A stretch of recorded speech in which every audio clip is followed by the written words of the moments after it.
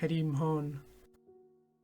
ایران بادشاه کریمهان زند گوشت مرد یک هفته این لوٹید ترا بگیندید مدام گریه وگیند.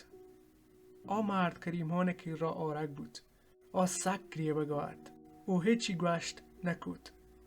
کریمهان گوشت وحدی که یه واجه کار گریه وگ حلاس بودند منی که را بیارتی. نیم ساعت رند گریه وگی بند کد.